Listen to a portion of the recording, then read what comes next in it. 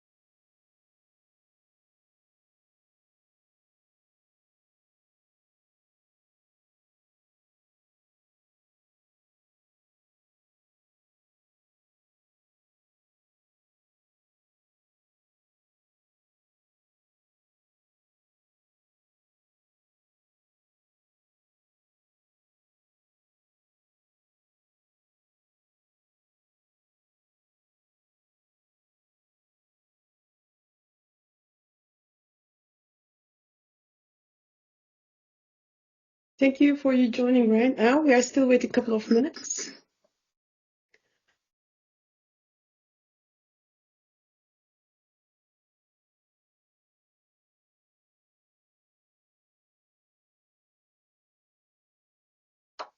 Just give us just one more minute to wait for people to join in.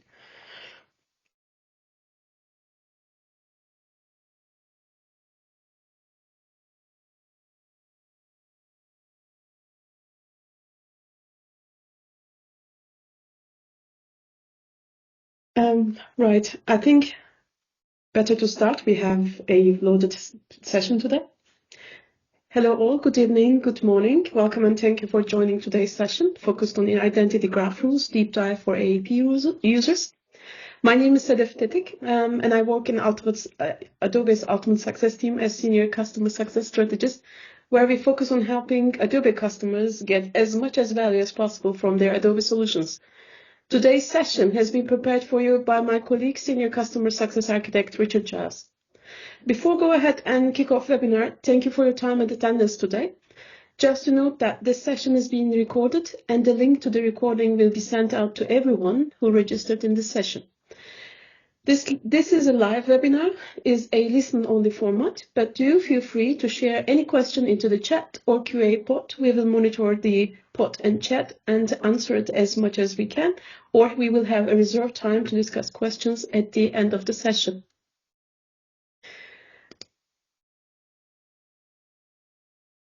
There are a few, while we are waiting for the attendees to enter, few information about the upcoming virtual events we have in September and October.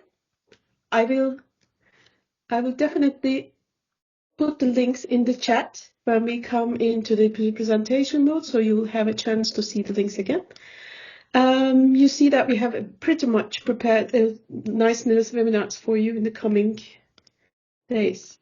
This is an on-demand library on Experience League. Give you some ideas about what could be a interesting reading material and knowledge information for you.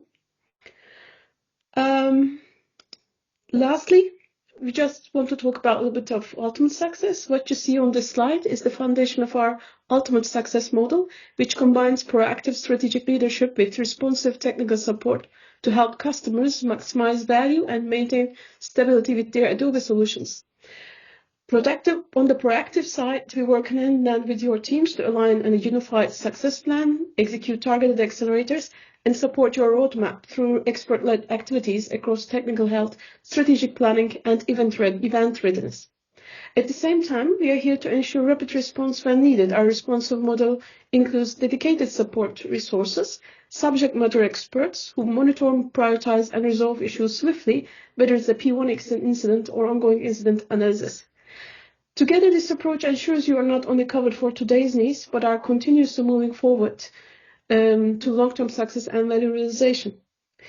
Thank you very much for the short introduction. Richard, I'm handing over to you now. Thank you. Good afternoon, everyone. Thank you, Sedef, for the introduction. Today's webinar is focused on identity graph rules within the customer data platform. Our session will examine exactly how the identity graph brings together distinct customer profiles and enhances accuracy.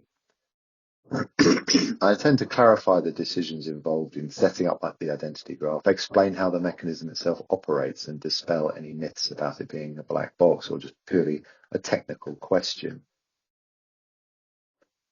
There are genuine business implications, and a thorough understanding is critical, not just for the technical teams, for the business users as well.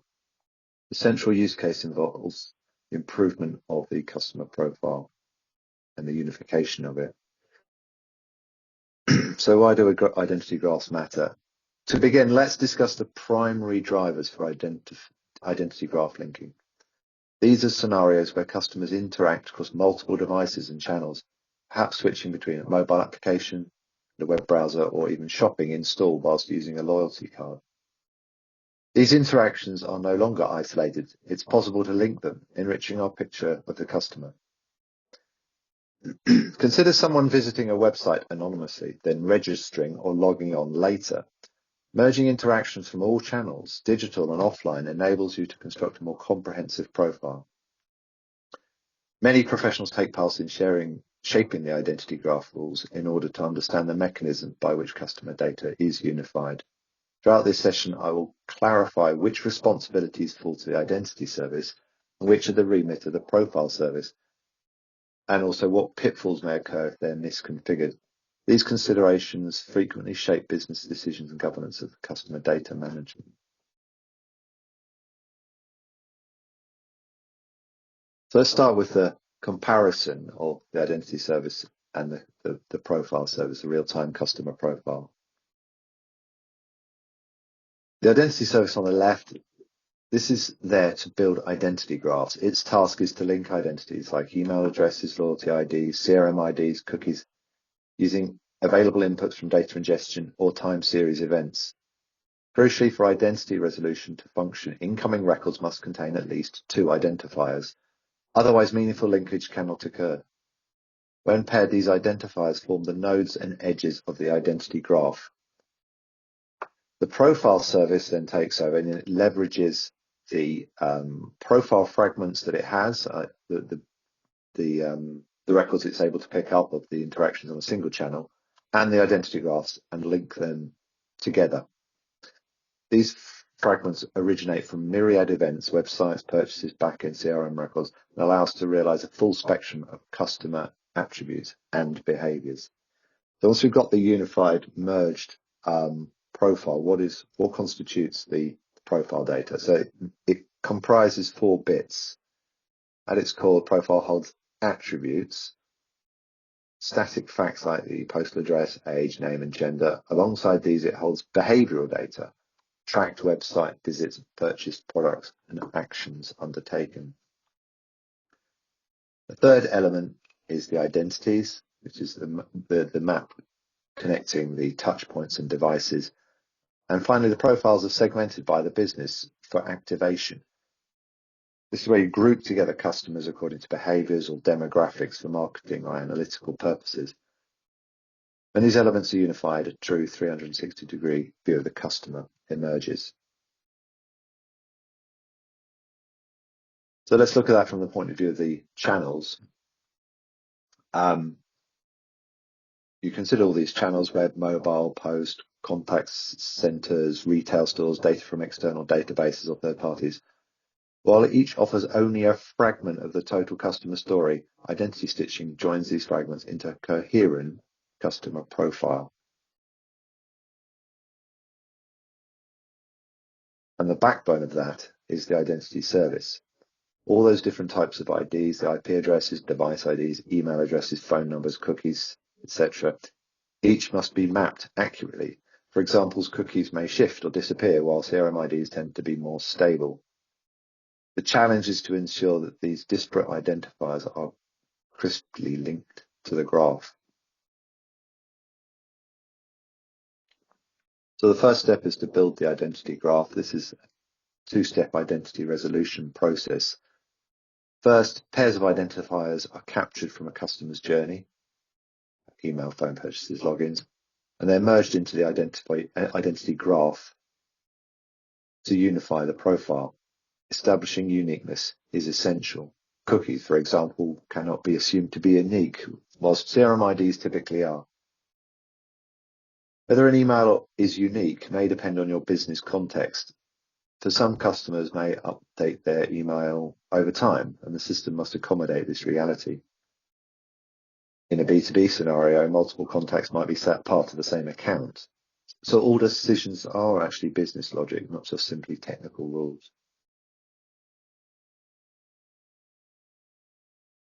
Once you've got the identity graph, then the profile service uses merge policies to build a unified profile. They are linked via their identities and then drawn together. So the merge policies become relevant now. They dictate how to resolve conflicts, whether to lean on a most recent interaction or timestamp for particular events and behaviors, that's timestamp ordered, or whether there's dataset precedence where one dataset or maybe customer attributes is more authoritative than the other. So both mechanisms play a crucial role in shaping the outcomes. So designers must exercise deliberate judgment.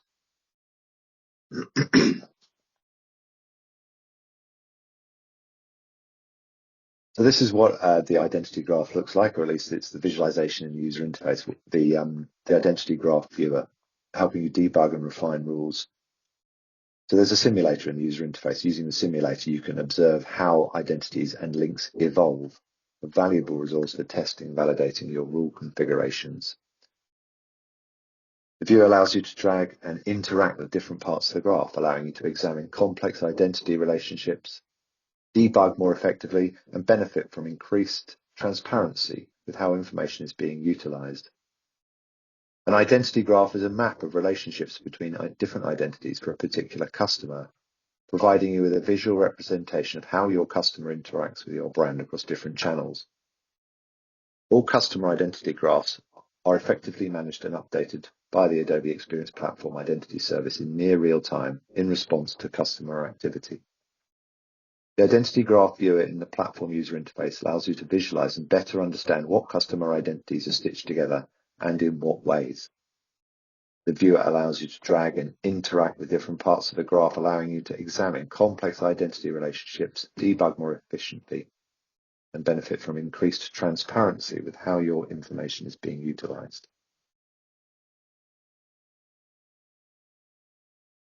So the importance of understanding the rules. Rules may have been set for your RDCDP instance during implementation, perhaps by a consulting team or internal stakeholders, but familiarity is vital. These rules reflect business priorities. The marketing team will want profiles rich in behavioral data tied to contactable identities like email. The loyal team might want to anchor the graph on loyalty ID. The data governance may enforce CRM ID as the master key. And GDPR compliance adds further nuance. If two different email addresses are treated as separate profiles, even though they're for the same person because they changed it over time, a data request may only partially fulfill the regulatory obligations. Ultimately, high priority namespace as a business is a business, not a technical decision.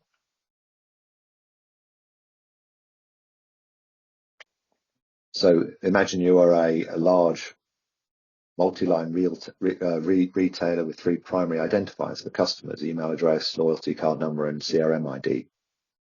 Which identifier should have the highest namespace priority, and which should be unique and drive profile stitching? It's not an obvious order. The business must decide, for example, whether a customer's profile should be split if someone gets a new loyalty card but keeps their email, or vice versa. This can deeply affect reporting, attribution, and marketing campaign eligibility. Because the ordering changes how profiles are formed and which entities will be merged or split, it can have profound effects on customer experiences, reporting accuracy, privacy risk, and business processes. The right order is rarely obvious and must be tailored to each enterprise's business model and priorities, not just the technical behavior of the system. But let's explore identity namespaces. That is how the system knows that two profiles should be linked along those lines, but there are different types of them. Cookie IDs, they're used to identify web browsers, essentially tracking the device and session when a customer is using or visiting your website. These identities play a crucial role in expanding your identity graph and often constitute a large proportion of the identities within your system. However, it's important to note their limitations. By their very nature, cookie IDs are transient. They have a short lifespan. People frequently clear cookies, switch browsers, or use privacy modes, meaning these IDs decay. They lose their value quite rapidly over time. Therefore, although cookie IDs allow us to capture large amounts of anonymous behavioral data, we cannot always rely on them as permanent or unique identifiers for profiling an individual. They're best used as connectors to others, more suitable identifiers, and should always anticipate eventual attrition in your cookie graph. Moving on, we come to cross-device IDs. These IDs are fundamentally different. They're designed specifically to identify individuals, and importantly, they tie together other types of IDs, such as login IDs, CRM IDs, and loyalty IDs. A cross-device ID is pivotal within your identity graph. It's the glue that binds disparate channels and devices, permitting the assembly of a consistent customer view regardless of where the customer engages. When the system identifies a cross-device ID, it recognizes the need to handle it with particular sensitivity. For example, a login credential will often link a user to their purchase history, newsletter subscription, and browsing habits across multiple devices. This is why cross-device IDs are treated as privileged within the identity service. They underpin much of the logic that enables true person-centric profiles. Next, let's discuss device IDs. Device IDs are markers for hardware devices themselves. Examples include Apple's IDFA for iPhones, iPads, Google's GAID for Android devices, and RIDA for Roku streaming services. These identifiers are robust because they're directly linked to the hardware, but an important caveat remains. The devices are often shared. For example, multiple people in a household may use the same tablet or smart TV. In these cases, a device ID alone cannot be assumed to represent a single person. It can signify the presence of shared usage, and you should configure your identity graph to reflect this, with merging policies, for example, that account for communal devices. Email addresses. In most instances, an email address is associated with a single individual, making it extremely reliable market for cross-channel marketing. It ties together behavior from mobile apps, online shopping, loyalty programs, and more. Email addresses, however, carry personally identifiable information, and with that comes compliance responsibility. When the identity service detects an email address as an identifier, it recognizes that this is sensitive data, subject to GDPR and other regulatory requirements. Good practices include validating email addresses upon capture and ensuring that your systems use the appropriate level of security. The last on this slide is non-people identifiers. These are examples of things like product SKUs and organization codes or store ID. They do require an identity namespace when they're ingested, but they're not linked to the person cluster within the graph. For example, you might track sales across stores and products, but these identifiers are used for linking operational data, not forming customer profiles. Two more. Partner IDs are slightly more complex. They are identifiers provided by data partners, perhaps for audience extension or enrichment. They represent people in a pseudo-anonymous manner. Instead of revealing the true identity, partner IDs may be hashed values or probabilistic methods to avoid sharing actual personal information. Within RDCDP, the main use of partner ID is for audience activation and data enrichment, not for building new linkages within your core identity graph. As a safeguard, Adobe system does not generate new identity graphs when ingesting namespaces marked as the partner ID type. In other words, you cannot use these identifiers to merge or expand your graph of customer relationships. Failure to ingest partner data with the proper partner ID configuration can have serious consequences. It can result in breaching system graph limitations and unwanted merging of profiles. Essentially, polluting your identity graph with erroneous connections. Therefore, always flag partner data correctly and ensure it's used for its intended purpose. And finally, there's phone number. It functions much like email in many respects. Phone numbers are often person-specific and used across multiple channels, making them strong candidates for linking profile fragments together. Profile numbers are also classified as PII. When the identity service encounters a phone number in the identity graph, it treats it sensitive and ensures it is managed in accordance with both internal policy and external regulations. Take care to validate phone numbers and consider mechanisms such as two-factor authentication or confirmation via SMS to improve reliability. So in summary, each namespace type plays a unique and sometimes complex role in the identity system. Correct classification and configuration are essential, not only for compliance, but also for maximizing the business value of your customer data platform. By understanding the distinct properties and limitations of each type, you can confidently design your identity graph for accuracy, privacy, and operational efficiency. So I've included some further reading, which will be available when you get the deck later. Some more notes on identity namespaces and identity switching. But I'd now like to show you a demo, dive into the user interface, and show you more about the simulator that allows you to visualize the identity graph.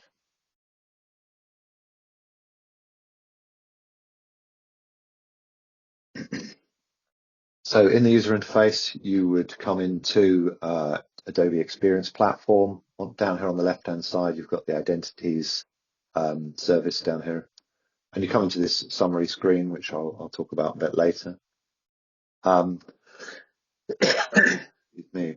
On the top, you've got 4 tabs. So on the last tab, Graph Simulation, this is where you can use the simulation service to work through scenarios that are likely to come up when you're implementing, or maybe for debugging a scenario where you had an unexpected graph collapse and you're trying to understand why. So you add in a sequence of events that the customer's taken through, so a number of activities. So it could be it's just the identities, it's just what was captured by all those activities when they browsed, when they logged in, or whatever.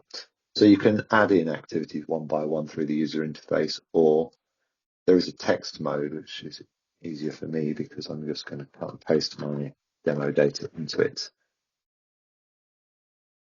Then I can switch back to the normal GUI, so that's how it would appear if you're manually entering it all in. Then you need to add in the configuration that you're going to test out. So all your identity namespaces are already defined in your sandbox. So you pick from those which ones and in what order you need to simulate. Pick out the ones that are in this list. And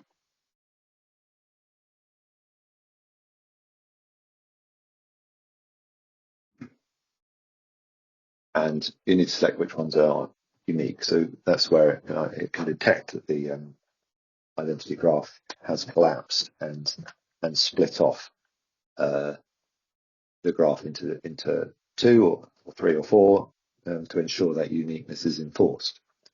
Having done that, I can then go ahead and press simulate, and it draws me an identity graph for this set of data. So you can see here the identity graph. It's got some solid lines and some dotted lines. It shows each of the IDs and how they're linked to other IDs, and you can see that essentially it's severed 3 of the connections in the middle. One's labeled 5, 1, and 6. So you basically created 2 graphs as a result. It's got one that's only got CRM ID of DEF and an IDFA of 111. And on the other side, it's got one that contains 2 email addresses, 2 cookies, and a CRM ID. So the number is the order in which they were created, the activity orders listed on the left-hand side.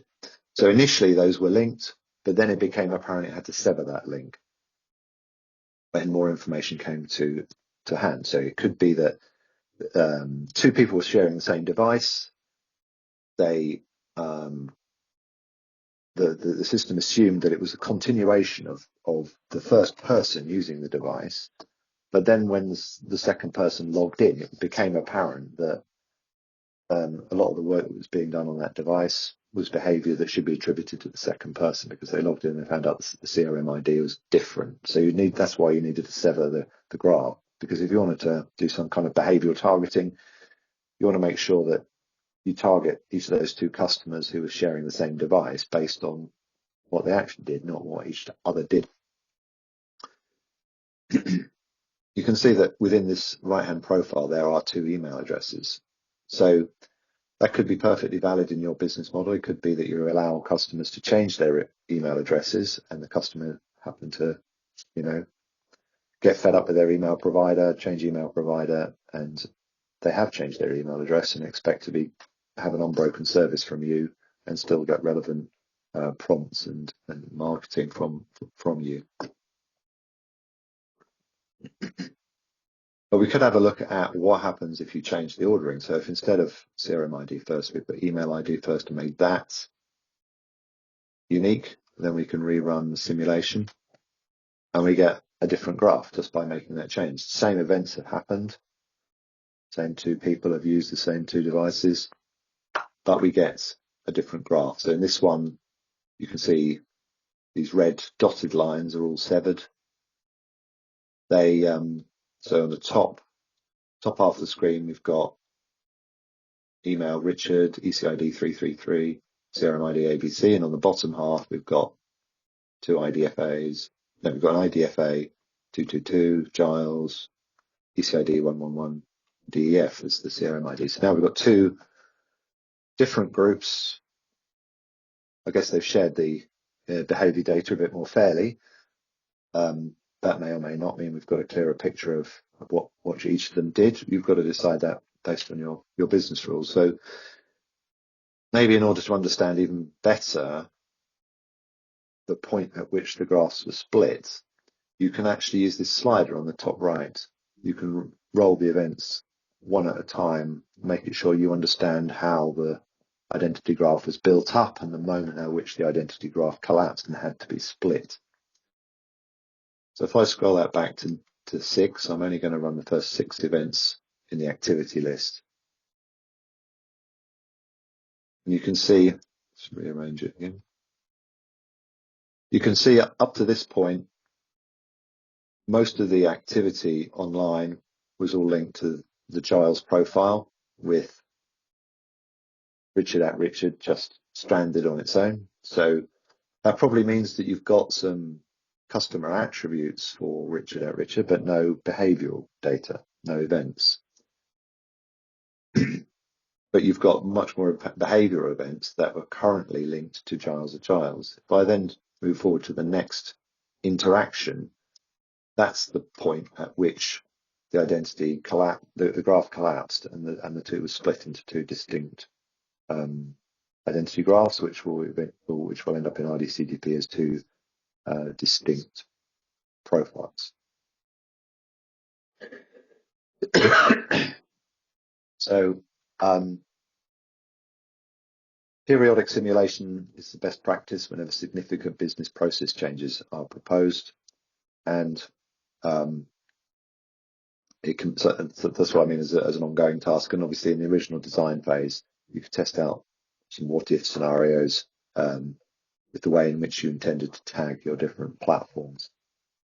Once you've decided on your algorithm configuration, then you need to implement it for real. This simulator does not export, it doesn't even have a save button. So what you do is you've got settings here on the top right, provides you the list of the real namespaces that are in your implementation, and you would reorder them in line with what you had just been testing and had just decided. So it's two tables. First one is the person namespaces. So I'll put email and CRM ID up there at the top. And the second table is for device and cookie namespaces, ones that are more anonymous. So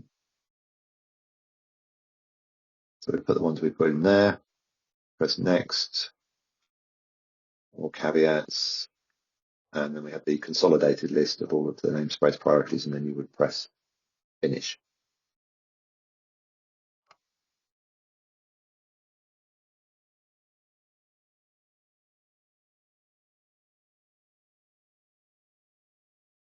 So let's talk more about graph collapse. So there are some common challenges or typical problems. Graph collapse arises when multiple profiles are merged, often due to shared devices, which is the main one I was talking about in the demo. Family computers, library kiosks, or call center terminals. This models individual customer histories. So you can see there, they've got three people all using the same computer. Hazards extend to validation lapses. Unvalidated emails and phone numbers can corrupt the graph.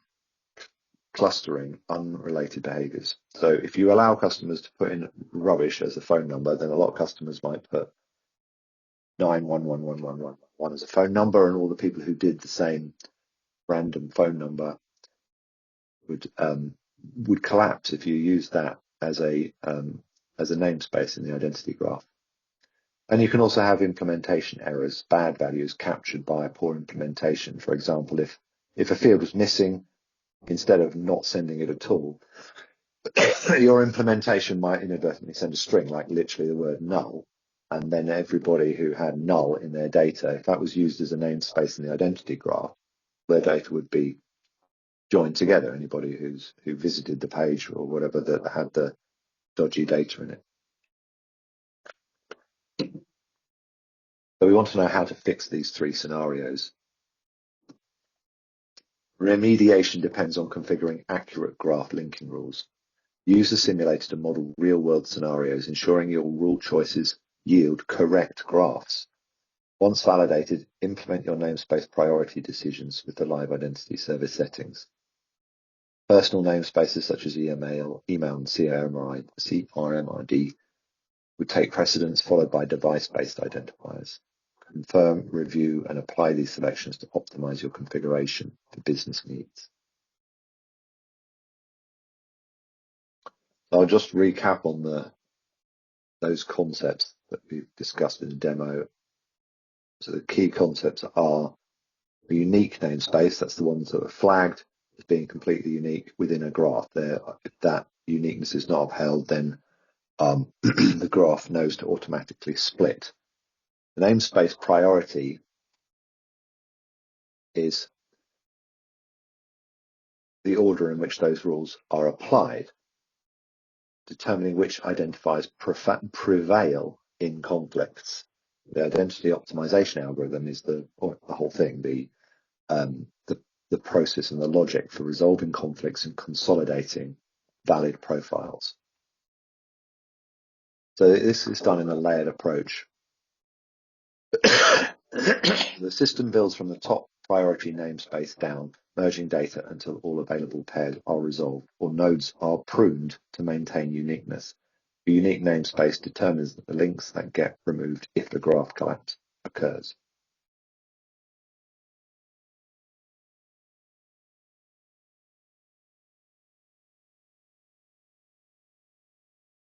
Examples in practice. Here's how the process operates in an actual scenario. Events are processed in sequence, namespace priorities are applied, and the resulting graph represents the true structure of customer identity across channels.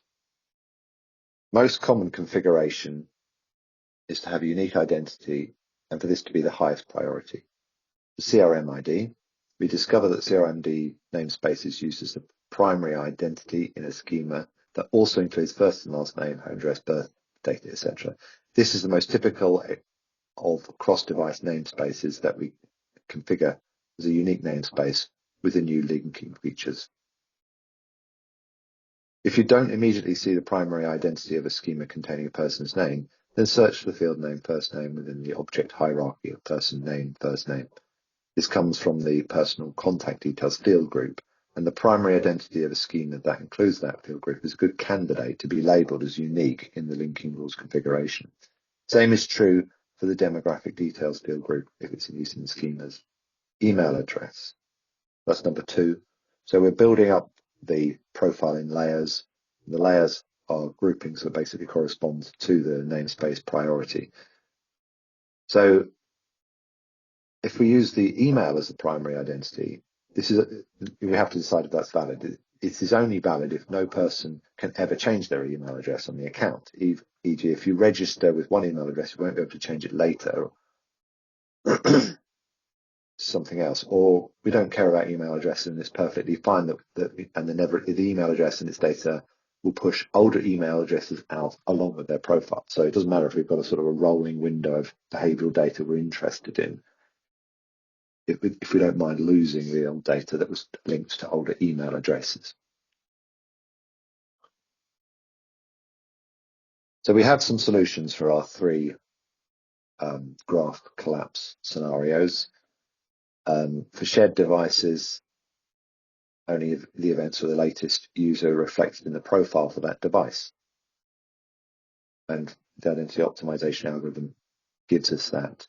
For unreliable identifiers, such as the non-unique email and phone numbers, we can do validation, send an email so that you have to confirm it, sends it back to the website, and we've proven that that's a valid email, rather than just relying on validating the formats. Particularly phone number formats, you could just validate phone number formats, or you could send an SMS that has to be clicked on to get back to the website and validate the phone number. And for implementation, obviously, apart from implementing it properly, but to understand the reliability of CRM IDs, are they deterministic?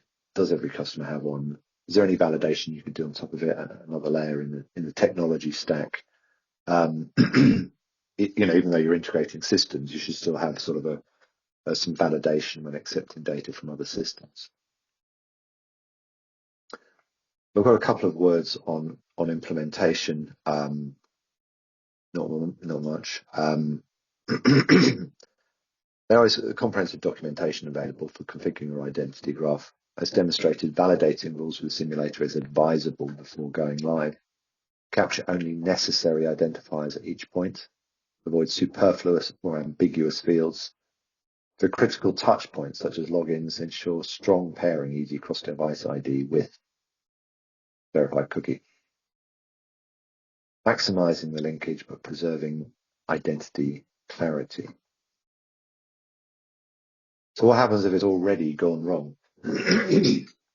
So if we've got historical profiles that have collapses that have now been stored in the system, what do we do about it? So first of all, check whether repair is required. Those graphs that were on the first page of the screen when I was doing the demo, they show some metrics that can indicate this.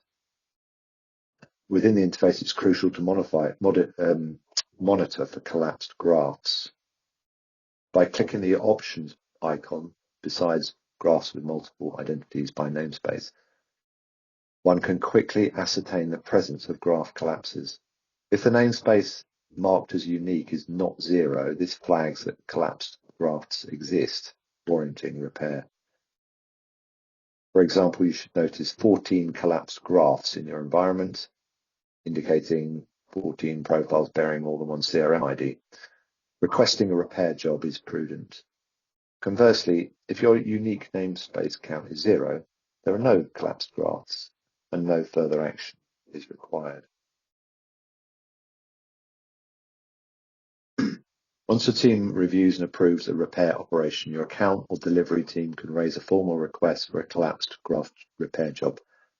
This job specifically triggers targeted link deletion within the graphs, designed to restore correct segmentation. Typical turnaround for processing such jobs is 2 weeks in a production sandbox. Adobe Engineering undertakes this deletion operation manually. Graph repair operations are conducted as a one-off process by engineering. The specific goal is to ensure that all profiles can be effectively segmented and activated according to business requirements. Focusing only on production sandboxes, the methodology involves surgical deletion of problematic links in collapsed graphs based on identity settings, unique namespaces and their priority order. Duration depends on the overall volume of data in the graphs and the identities present. So when new or updated identity settings are enabled, fresh graphs will not collapse. However, pre-existing unmodified graphs remain collapsed, potentially muddling segmentation efforts. So that's why we need to delete the data and reprocess it.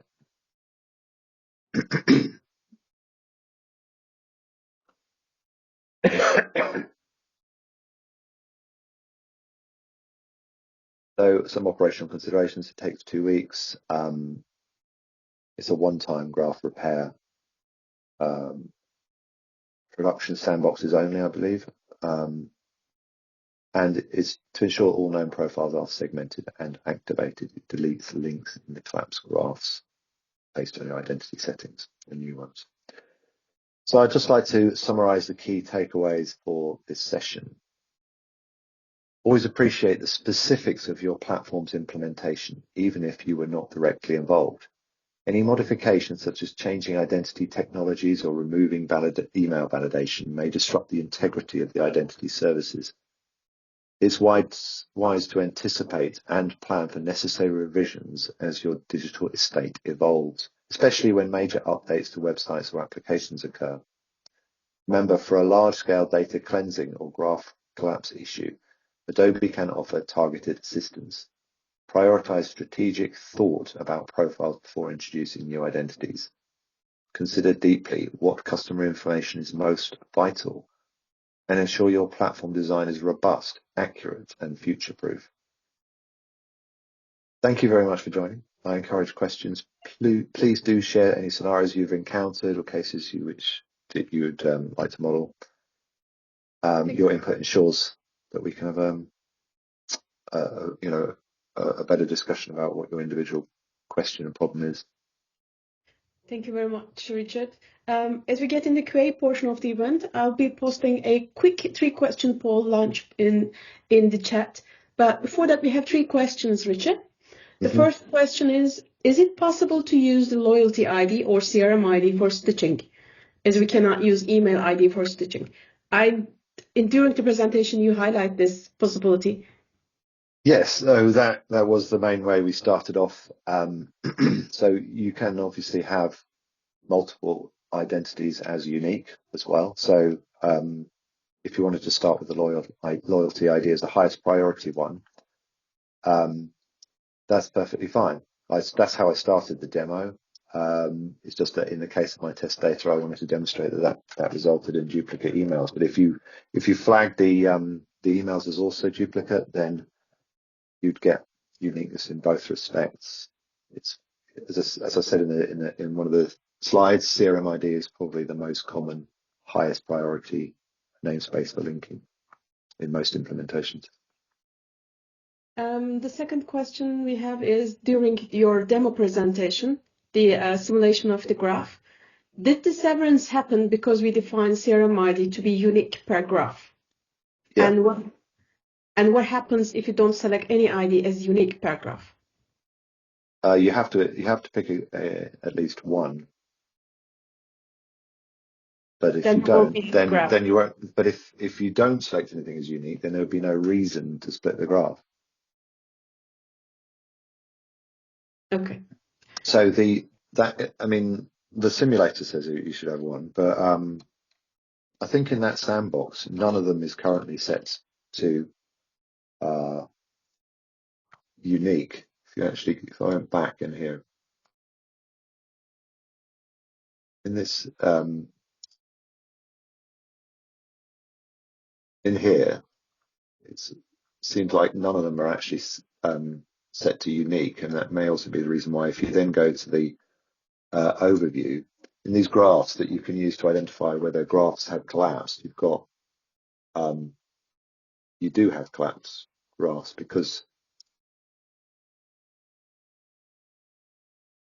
we've got it's only test data, so 195 is virtually all of them. I think it's certainly quite a large number. You've got a large number of CRM IDs there with 195 profiles with multiple CRM IDs, largely because they weren't flagged as unique. So you can still do it if you think that that's relevant to your business. Thank you. The last question is how does AAP handle conflicting or duplicate identity information from multiple sources? Namespace, the idea is most probably namespace priority, right?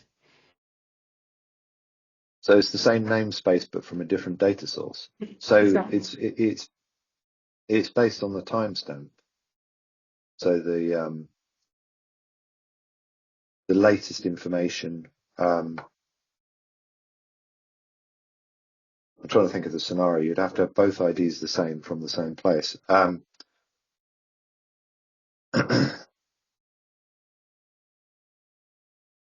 I'd have to think what that scenario is. If you have two sources both say that I'm talking about John, how do you know one of them wasn't really talking about John? So you'd need two pairs of identities where each of these data sources had two namespaces, and therefore there would still be a namespace priority precedence. If you've only got one namespace, it doesn't affect the identity graph. That the identity graph only works where there are two namespaces. In the profile service, that's when you need to resolve conflicts where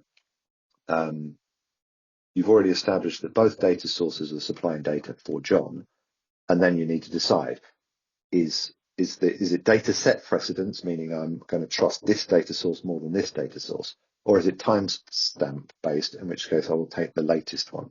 In terms of building the identity graph, you can only build the identity graph from pairs of IDs. So you must have already decided which carries the greater weight when ingesting that data. I'm not sure if that answers the question. Thank you. There is a question in the chat. Do any capabilities exist for householding, or is it all individually focused for one-to-one contact? I think I might have to take that away. I can't remember off the top of my head how the rules differ for B2B solutions.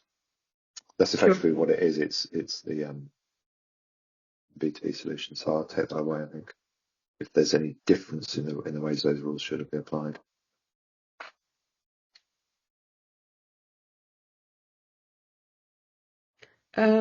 One question more. Is there a way to identify when a device ID is associated with multiple consumers and use that data to explain how this impacts our CRM strategy?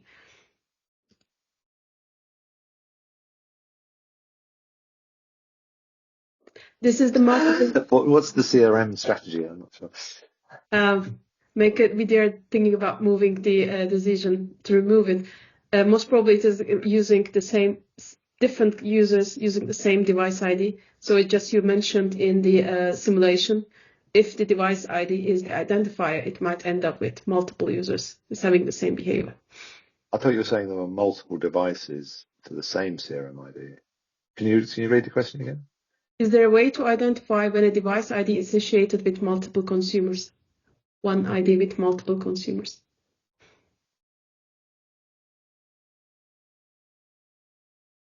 That is the scenario we had. If you need to split if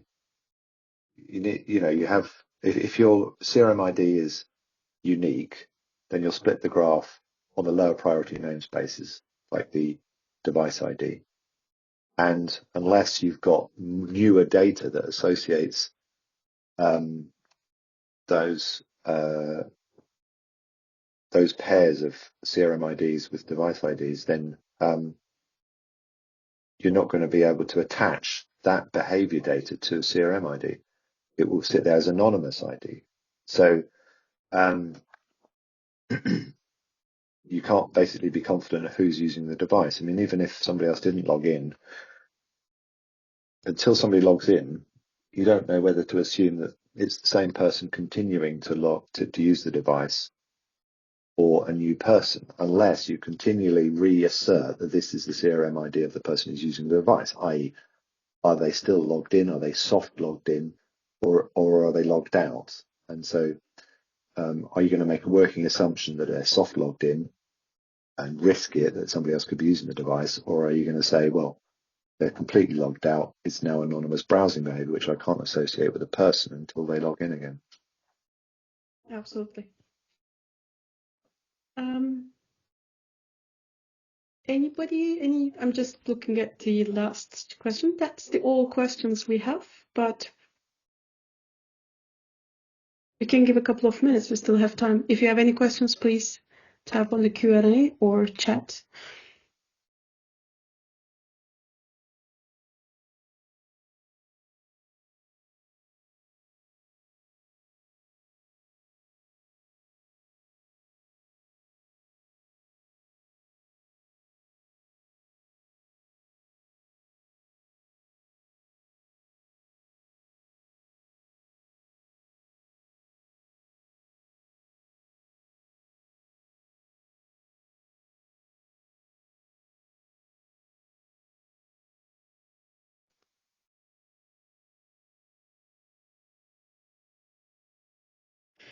One question, do we have a limit on the number of the IDs that can exist in an ID graph?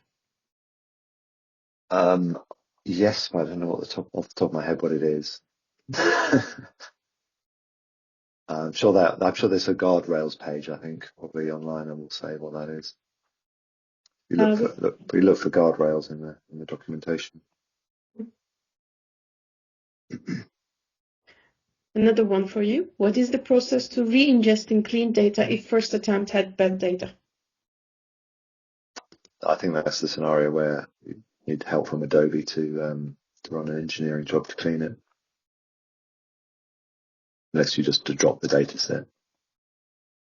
If you have the ability to play back the data after you've dropped the data set,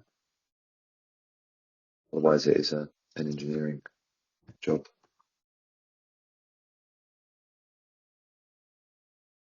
I think there is a suggestion right now for the next follow-up meeting. Will there be a separate session on profile merge rule and best practices around that? We'll take it into consideration and we'll come back to you. Thank you very much for the suggestion.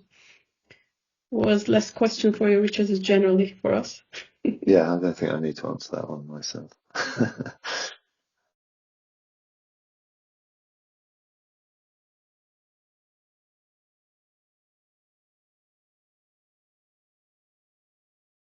Okay, I think let me check it one more time. There's another tool you could use for debugging this graph viewer. If you have got a specific cookie or something, you could put it in here and actually cut and paste the cookie in there, cut and paste their CRM ID in there, and look at an individual graph as a test case if there was a problem. Well, thank you, Richard. Thank you, everybody, for all your taking time to join the session today. We hope to have your company again and in future webinars. Thank you very much for filling the poll and have a great day. Thank you.